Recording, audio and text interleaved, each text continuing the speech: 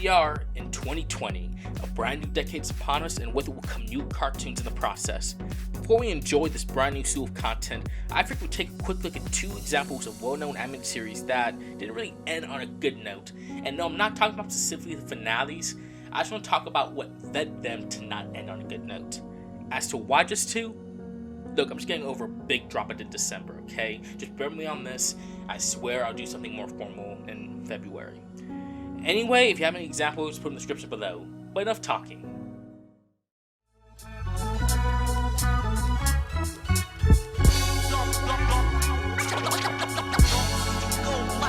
Yeah, I am the stone that the builder refused. The Boondocks was and still is one of the most popular shows to ever air on Adult Swim. Airing from 2005 to 2014, this was one of the longest shows to air on the network, and for good reason. Based on the comic strip with the same name, each season would take our main characters on new adventures while providing great animation to stories usually written by the creator of the series and the comic it's based off of, Aaron McGruder. The first 3 seasons of the show got positive reviews from critics and audiences for offering a satirical look at our society, and it was actually supposed to end at the 3rd season. But Adult Swim announced that a 4th season was going to happen and would act as the official final season of the show. The production of the 4th season ran into a big problem though, as scheduling issues with Aaron led to him leaving the show. So, the final season didn't have a prominent writer and showrunner that made the first 3 seasons memorable television. And it was because of this hit that cemented the 4th season of the Boondocks to be widely regarded as one of the worst seasons of the show by both critics and audiences. The 5th season of the Boondocks didn't really feel like the Boondocks, but instead like a zombie's former self with the Boondocks name slapped on it. The best way to describe how off the season was is compared to the show Community when Dan Harmon wasn't involved with the 4th season. When that happened, the charm the show had until then was gone, and was just a husk of his former self. This is the Boondocks Season 4 in a nutshell.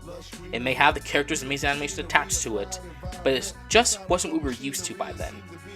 The season itself followed the story of the Freemans being broke after Granddad loses his money and he's trying to get it back.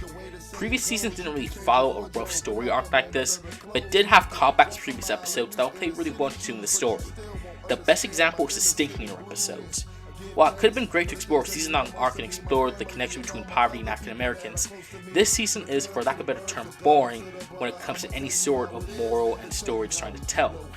With all of this, it made for a final run weak compared to what seasons 1 through 3 were able to offer. The final episode of the Boondocks didn't really wrap anything up story-wise and pretty much felt like a one-off episode.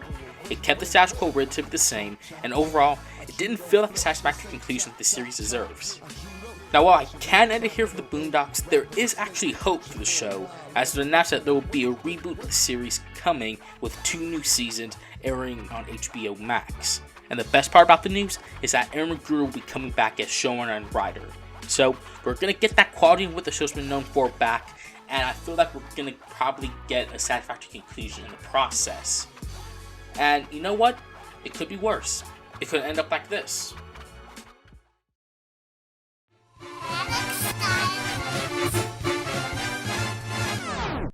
Aside from SpongeBob, The Fairly OddParents was one of the second longest shows on Nickelodeon.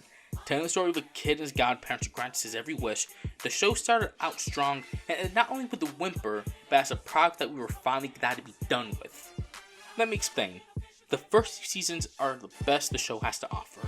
Memorable stories, characters, and more are present to make these early seasons of the show the best it has to offer. But things started to change when the show decided to add new characters to the mix. Proof is something I feel wasn't a bad start, but it soon opened the floodgates to what's to come.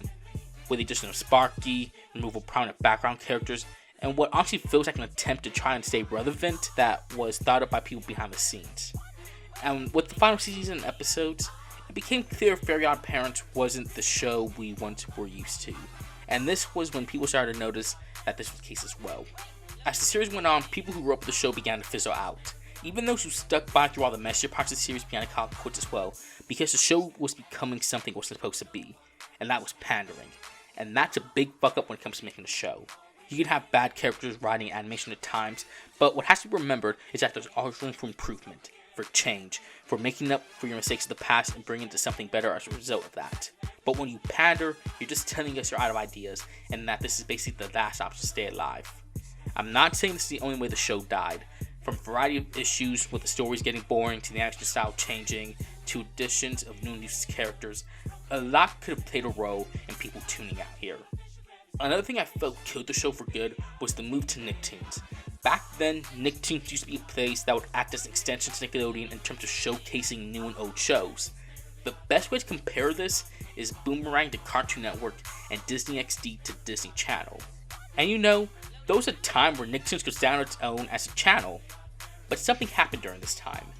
At times when Nick would move a show from its own channel to Nicktoons, that series would just end. Examples of this would be Bunches of Beasts, Welcome to the Waynes, and Harvey Beaks. These shows would air first on Nick, then move to Nicktoons, and then end, and I have a theory about why that is. My theory is that Nicktoons pretty much does this as a way to kill any shows that they know isn't good anymore, and this is a more or less way to see it go. Nick probably saw a decline in quality of Fairly OddParents, and with the final season, they saw how bad it was.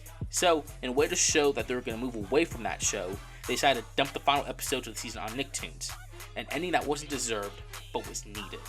Another sad part in all this is that we already got some good finales for the show. Channel Chaser, School's Out, the Wasabi Trilogy are all perfect endings to the show, and deep down, I'm happy with these being the endings. I only wish Nick would have been happy as well. And with Butch leaving the network and doing whatever he did to get comedy channels to talk about him, I think it's safe to say, and sad to say, that this is the final chapter of how a successful show pretty much went down the drain.